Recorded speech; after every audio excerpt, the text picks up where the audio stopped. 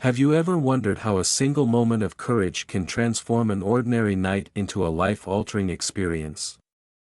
Imagine pulling up to a modest bar on a quiet highway, only to have your determination and training collide with raw prejudice in the most unexpected way.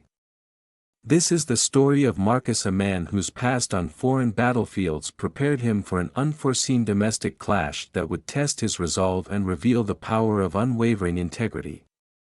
Stick with us as every moment unfolds, and ask yourself, can one act of calm defiance ignite change in a world divided by ignorance? A night at Dante's Tavern. In the deepening twilight, the neon glow of scattered signs lent an almost surreal aura to the small town streets of North Carolina. Marcus pulled his weathered pickup truck into the gravel lot of Dante's Tavern, no-frills establishment nestled just off Highway 74. The tavern, with its worn wooden sign and faded lettering, had long been a refuge for truckers, locals, and those seeking solace from the hardships of the day. Marcus, having returned from his latest deployment just a week prior, craved nothing more than a brief escape, a quiet moment to reconnect with the self before heading back to a world that had little patience for his sacrifices. Stepping through the creaking door, Marcus was greeted by the comforting murmur of conversation and the nostalgic twang of an old jukebox humming out a familiar tune.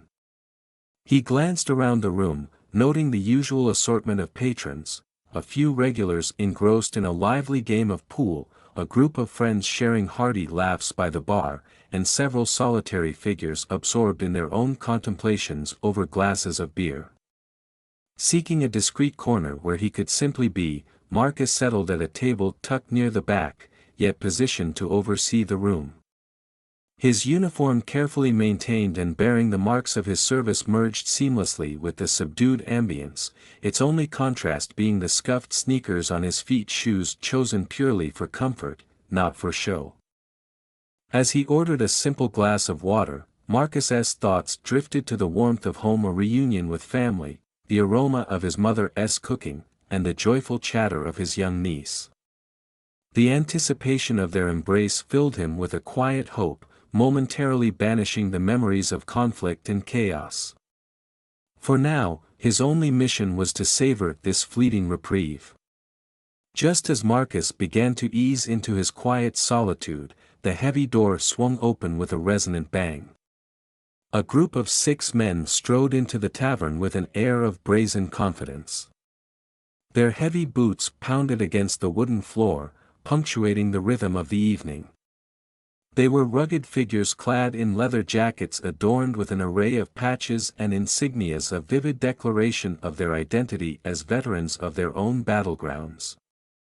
The men's boisterous laughter filled the space as they clapped each other on the back, their camaraderie unmistakable. Marcus offered them a cursory glance before returning to his water, yet one of the men, a burly figure with salt and pepper hair and an intense, scrutinizing gaze, seemed fixated on him. The leader of the group, whose name was soon to be known as Gavin, paused mid-laughter when he caught sight of Marcus. Muttering under his breath, he exchanged a look with his companions, and the jovial atmosphere began to curdle into one of latent hostility. The once light-hearted chatter in the room gave way to a tense silence, punctuated by the uneasy shifting of eyes. Marcus felt their stares like silent accusations, an unspoken judgment that weighed heavily on him. He had learned long ago that such glances were often the precursor to trouble. Yet, he remained composed, his gaze returning to the flickering lights of the jukebox, as if trying to drown out the undercurrent of animosity in the room. Meanwhile, Gavin's crew huddled together, their voices dropping to low murmurs filled with sneers and subtle derision. One of the group let out a dismissive laugh while casting a pointed glance in Marcus's direction. Though his body relaxed into a posture honed by years of military discipline, every sense in Marcus's body was alert. His calm demeanor belied the steely readiness within, a readiness born of countless encounters on distant battlefields, where a moment's lapse could mean the difference between life and death. It was clear that the night was poised on the brink of something far more volatile than the simple respite Marcus had sought. Before long, the tension took a decisive turn. The group of men, emboldened by their shared arrogance, began making their way toward Marcus's table with deliberate intent. Gavin, at the forefront, advanced with measured steps, his eyes locked onto Marcus as if scrutinizing every inch of his uniform and bearing. With each heavy boot step, the room's energy shifted further into unease. The jovial ambience evaporated, replaced by a palpable sense of impending confrontation. The bartender, caught in the moment of serving a drink, paused, his hands hovering near the phone as if instinctively bracing for trouble. Marcus, ever vigilant, set his water glass down with quiet resolve and reclined slightly in his seat. His mind was a calm sea even as the storm of hostility gathered around him. Gavin's voice eventually broke the silence, coarse and laden with disdain. "Nice uniform you got there," he barked, stopping just a few feet away from Marcus. "Where do you get it? A discount store costume?" The remark was flippant, mocking a calculated attempt to undermine Marcus's identity and honor. Marcus's eyes met Gavin's with unwavering steadiness. "It's mine," he replied evenly, his tone carrying a quiet dignity that hinted at battles fought and endured. Unperturbed by the jeers of his companions, Gavin's brow arched in feigned surprise. "Yeah, earned it, huh? That's funny, because I've seen plenty of real soldiers, and none of them wear sneakers with their fatigues." His words dripped with contempt as another member of the group chimed in, "Looks like you're trying to dress up for sympathy or maybe a free drink." The tension deepened with each word, and although Marcus's jaw tightened at the injustice of the taunts, he maintained his calm. "I don't need sympathy or a free drink," he said in a measured tone. "I'm just here to enjoy my evening." Yet, his measured words could not entirely dispel the sting of the ridicule hurled at him. Gavin, now visibly irritated by Marcus's steady composure, stepped even closer. His imposing figure seemed to darken the already shadowed space around them as he sneered, "You don't look like no soldier to me. Where's your boots? Your tags? Hell, you probably can't even salute properly." Each barb was aimed not just at his appearance but at his very identity, a calculated attempt to diminish his service and the sacrifices that came with it. The room, which moments ago had been filled with casual conversation, now held its breath. Other patrons exchanged uncertain glances, torn between witnessing an altercation and the impulse to retreat into safety. Yet, in the midst of the rising storm, Marcus remained an island of calm, his expression steady and his resolve unbroken. After a moment that stretched on like a drawn-out battle, Marcus finally spoke, his voice low but resolute. "I don't need to prove anything to you," he said. His words, though softly spoken, carried the weight of his experiences, a declaration that he would not be diminished by the ignorance of others. The atmosphere crackled with tension as Gavin's smirk twisted into a scowl. "Prove it," he demanded, his tone turning more menacing. "Show us your tags, or you're nothing but a liar." For a brief instant, the silence in the tavern deepened as all eyes shifted between Marcus and the biker leader. Marcus's gaze swept over the group. He noted the uncertainty flickering in their eyes, a silent questioning of their leader's accusations. Yet, the room remained divided, the tension unyielding. Exhaling slowly, Marcus's calm resolve shone through his measured words. "I don't owe you proof," he declared. "But if you think starting something here is a good idea, I suggest you think again." Even as his words hung in the air like a challenge, the tension seemed to ratchet up another notch. The bartender, whose hand had frozen mid-air near the phone, now edged closer to the counter as if preparing to call for help. The murmurs among the patrons grew louder, the collective unease palpable. And yet, Gavin did not retreat. His smirk returned sharper, meaner, his eyes glinting with a dangerous mixture of pride and rage. "You've got a smart mouth," he said in a low, threatening tone. "Let us see if it's as quick as your fists." In an instant that felt suspended in time, Gavin lunged forward, his hand reaching for Marcus's collar with a clumsy, brazen attempt to assert dominance. Years of military training surged through Marcus's body in a heartbeat. He sidestepped the lunge with a fluid, precise movement. With a controlled efficiency born of countless drills and combat experiences, Marcus caught Gavin's wrist mid-grab. In one swift motion, he twisted the arm behind Gavin's back and used his own momentum to push him forward, forcing the man's face into the edge of the table with a resounding thud. A strangled yelp of pain escaped Gavin as his bravado crumbled in the face of Marcus's unyielding strength. The bar erupted in a chorus of gasps and murmurs. The confrontation had escalated in a matter of seconds, and for a moment, the entire tavern seemed to freeze in disbelief.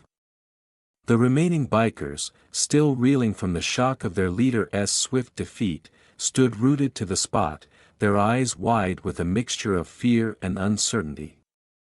Marcus's voice, calm yet imbued with undeniable authority, cut through the stunned silence. "I told you to think twice before starting something," he said, leaning in slightly so that his grip remained firm but controlled. "You don't know who you're messing with."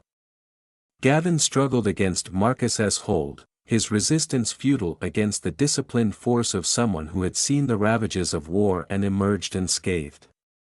Across the room, one of the bikers whose hesitation was evident in his trembling stance stepped forward. "Hey man," he stammered, his hands raised in a half-hearted plea. "Let him go.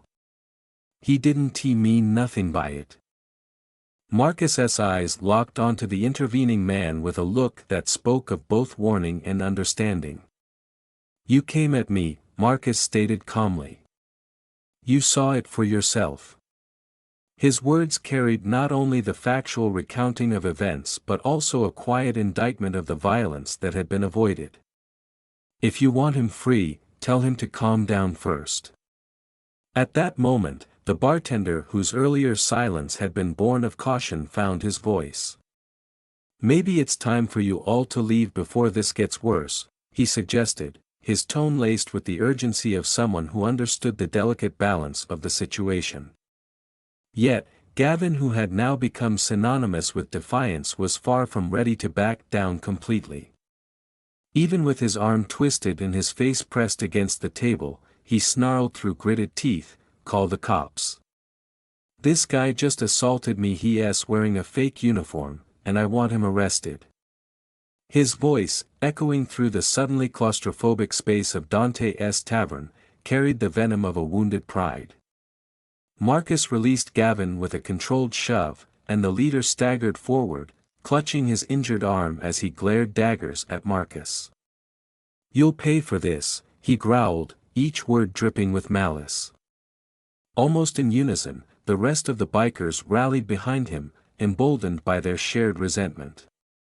One of them fumbled with his phone, his hands shaking as he dialed 911, the sound of the numbers echoing ominously in the tense air.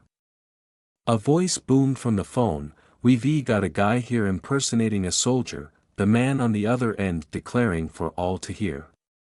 "He just assaulted my friend." The accusation reverberated around the room, deepening the murmur of discontent among the patrons. Marcus stood silently, his outward calm belying the swirling storm of thoughts in his mind. He understood the gravity of the situation, that every action, every moment, could spiral into chaos.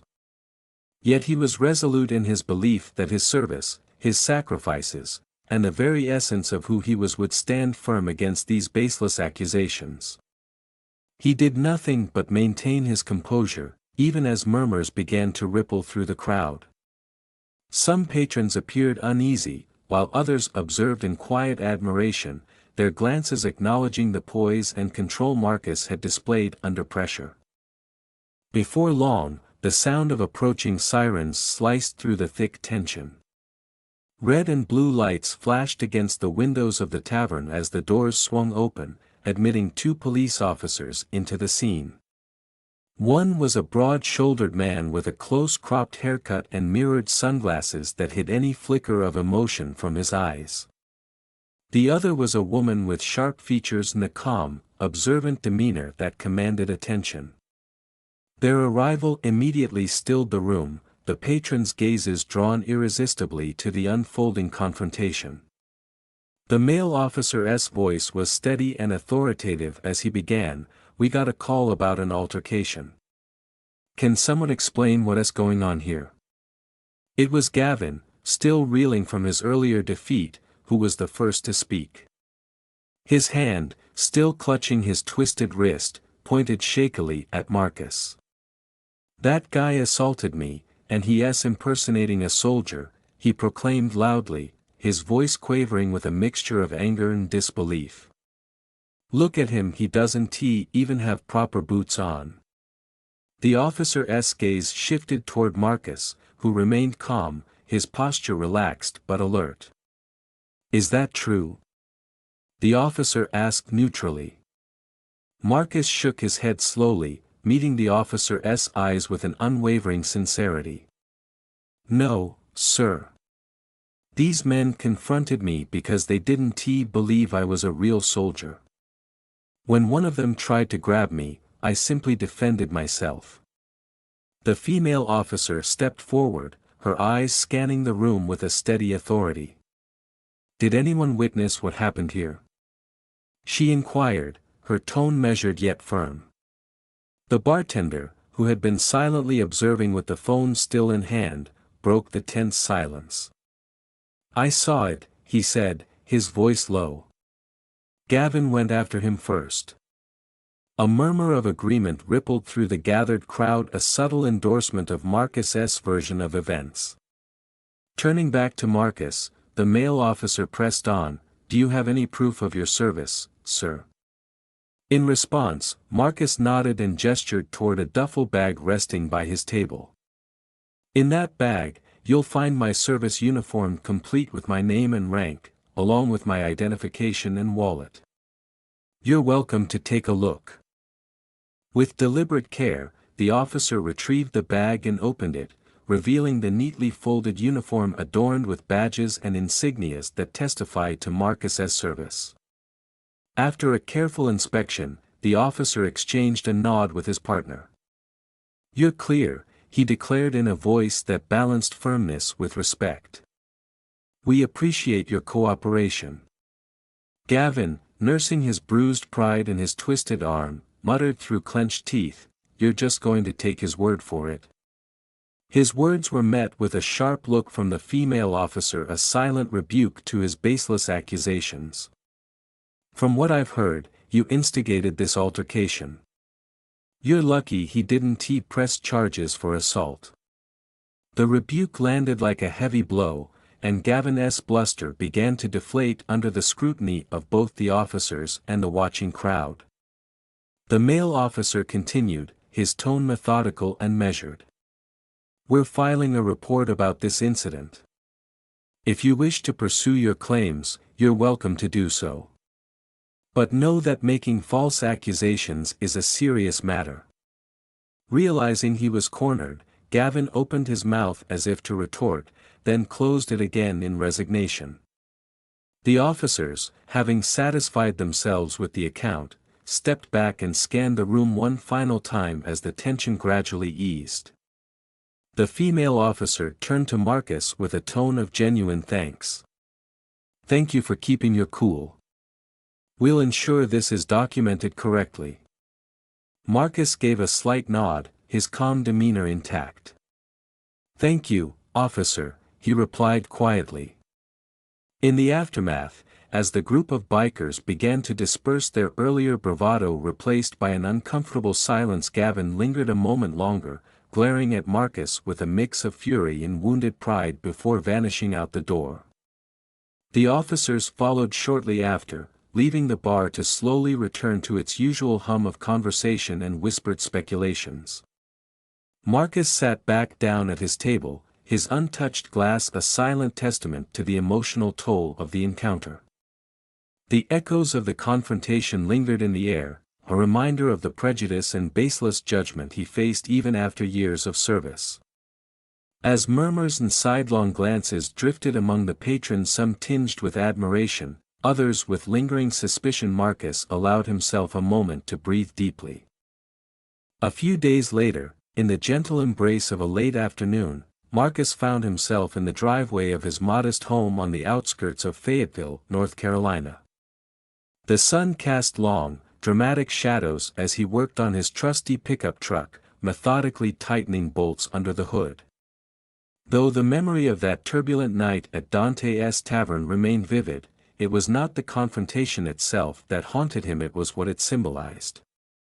For Marcus, every act of prejudice, every moment of judgment, was a battle fought on a different front, one where honor, sacrifice, and the steadfast belief in one's own integrity were put to the test.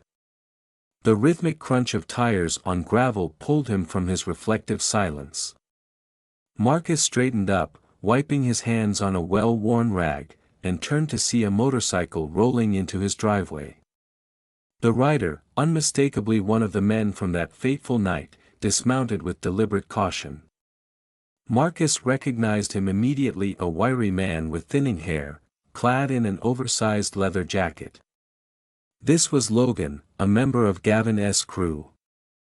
Logan approached slowly, his posture exuding a mixture of hesitation and a tentative desire to mend the wrongs of that night. I wanted to come by and apologize for what happened at the tavern," he said quietly, his voice betraying a sincere remorse that was hard to ignore. Marcus regarded him with a raised eyebrow, a subtle signal of surprise mingled with guarded curiosity. "Apologize? You were part of it," Marcus said evenly, his tone neither accusatory nor dismissive. Logan's face flushed with genuine guilt as he nodded. "I know I should have stopped it. I let Gavin get carried away, and I went along with him. But I've been thinking a lot about it, and I just want to say I'm sorry." His eyes, earnest and reflective, searched Marcus's face for any sign of forgiveness. For a long moment, Marcus studied Logan, the discomfort in the man's posture, the sincerity in his apology, and then he allowed a slight softening of his features. "I appreciate you coming here," Marcus finally said. "It doesn't erase what happened, but it's a start." Logan's relief was palpable, his shoulders visibly easing as he accepted Marcus's words. "Thanks, man. I really mean it," he replied, his voice barely above a whisper. With that, Logan mounted his bike, started the engine, and rode off, leaving behind a lingering air of both regret and tentative hope. As the days turned into weeks, Marcus found himself reflecting on the events that had unfolded that turbulent night. He realized that the true battle was not fought on distant battlefields overseas, but right here within the confines of everyday interactions marred by prejudice and misunderstanding. Every encounter, every challenge to his honor, was a call to uphold the integrity and strength that had been instilled in him through years of service.